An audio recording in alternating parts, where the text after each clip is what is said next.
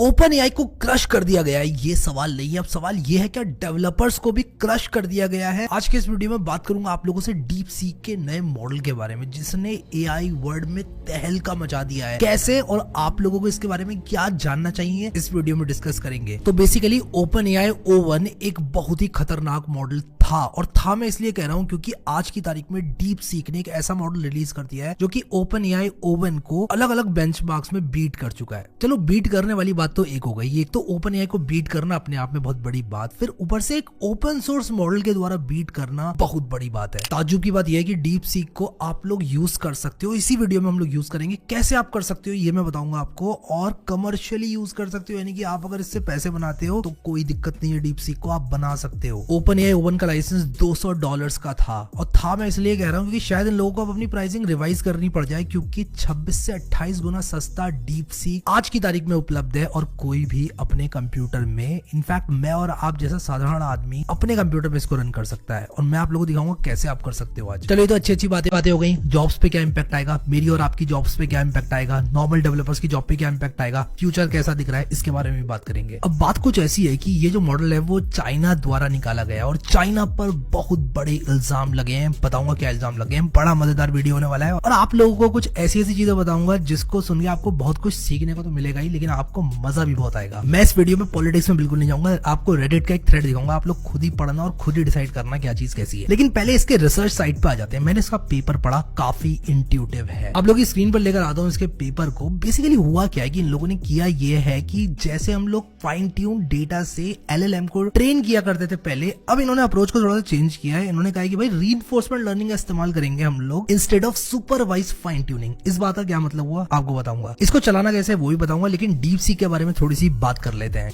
अब deep seek कोई आज की कंपनी नहीं है, डीप सीक काफी पुरानी कंपनी है, चाइनीज आर्टिफिशियल इंटेलिजेंस कंपनी है, जो लोग इस तरह की रिसर्च पर ऑलरेडी लगे हुए हैं, करते आए हैं आज तक। लेकिन इनके मॉडल अच्छे होते थे, उतने ज्यादा नहीं होते थे कि यार ओपन एआई को बीट कर दिया। डीप सीक एक साइड प्रोजेक्ट के तौर पर शुरू किया गया था, और इसको चाइना के अंदर एआई रिसर्च में बहुत ज्यादा यूज किया जाता है। अब ये डीप सीक का कोई पहला मॉडल नहीं है, ये आप लोगों को क्लियर कर दूं। बहुत सारे लोगों ने इसका नाम आज सुना तो कह रहे हैं कि भाई डीप सीक आज का नहीं है, ये काफी पुरानी कंपनी है, लोग अपने मॉडल्स रिलीज कर चुके हैं, लेकिन एक ब्रेक थ्रू ये लेकर आए हैं आज की तारीख में, इसलिए इनके बारे में इतनी चर्चा हो रही है। हैंगजो चाइना में इनके हेडक्वार्टर्स हैं, और वहां से काफी अच्छी मेहनत कर रहे हैं, काम बढ़िया कर रहे हैं, लेकिन कुछ इल्जाम भी है, उसके बारे में बात करेंगे अभी थोड़ी देर में। अब इनके पास पैसों का सपोर्ट भी है, हाईफ्लाई नाम के चाइनीज हेज फंड का एक बहुत अच्छा सपोर्ट है। लेकिन हाँ, अगर हम कंपेयर करें बड़ी बड़ी कंपनी जैसे ओपन एआई, गूगल और फेसबुक से, तो कहीं ना कहीं हाँ इनका नाम थोड़ा सा नीचे आता था, और खर्चा करने के लिए इनके पास उतना ज्यादा पैसे नहीं हुआ करते थे। एक कहावत मुझे याद आती है, बचपन में जब भी हम चाइना की कोई चीज खरीदने के लिए जाया करते थे तो लोग कहते थे यार बड़ी सस्ती है, खरीद लो, चल गया तो चांद तक और नहीं चला तो शाम तक। लगता है डीप सीक का ये जो मॉडल है ना वो चांद तक चल गया है। अब जैसे कि मैंने आपको बताया डीप सीक एक साइड प्रोजेक्ट के तौर पर इस्तेमाल हुआ था। इन्होंने कोई बहुत बड़ी मोटी लंबी चौड़ी फंडिंग नहीं उठाई, बट हाँ इनके पास पैसे थे, इनके पास बैकिंग है, लेकिन उतनी बड़ी बैकिंग नहीं जितनी ओपन एआई गूगल मेटा की है। इनके एम्प्लॉइज भी उतने ज्यादा नहीं है, सिर्फ 200 एम्प्लॉइज हैं। ओपन एआई के इन कंपैरिजन आप लोगों को बता दूं 4000 एम्प्लॉइज हैं। अब इन्होंने सक्सेस कैसे अचीव करी, बाय थिंकिंग डिफरेंटली और इनोवेशन को लेकर आए। जहां सब लोग एक ही गेम खेल रहे थे, एक ही आर्किटेक्चर पे LLMs को डेटा दिए जा रहे थे, ट्रेन करे जा रहे थे, अलग अलग तरह की छोटी मोटी ट्विक्स करके चीजें ट्राई करे जा रहे थे और बड़े बड़े मॉडल्स निकाले जा रहे थे। इन्होंने थोड़ा दिमाग लगाकर रीइंफोर्समेंट लर्निंग को यूज किया। कैसे, इसके बारे में भी डिस्कस करेंगे। फिर एक बार इनका रीइंफोर्समेंट लर्निंग बेस्ड मॉडल बन गया तो इन्होंने एक बेसिक मॉडल लिया, जिससे इन्होंने कोल्ड स्टार्ट किया कि हाँ भाई हमारे पास एक बेस मॉडल है, अब उसको इंप्रूव करते हैं रीइंफोर्समेंट लर्निंग से, and results were amazing. Architecture की अगर बात करूं तो मैं बहुत ज्यादा डिटेल में नहीं जाऊंगा, बट आप लोग इस पेपर को पढ़ना। Let me tell you, this is one of the best written paper. मैंने जब इसको पढ़ा, इसको देखकर मुझे लगा कि यार कितना समझ में आएगा कितना नहीं आएगा, बट इसको जब मैंने पढ़ा ना तब मजेदार लग रहा था, एकदम स्टोरी बुक की तरह लग रहा था। इसको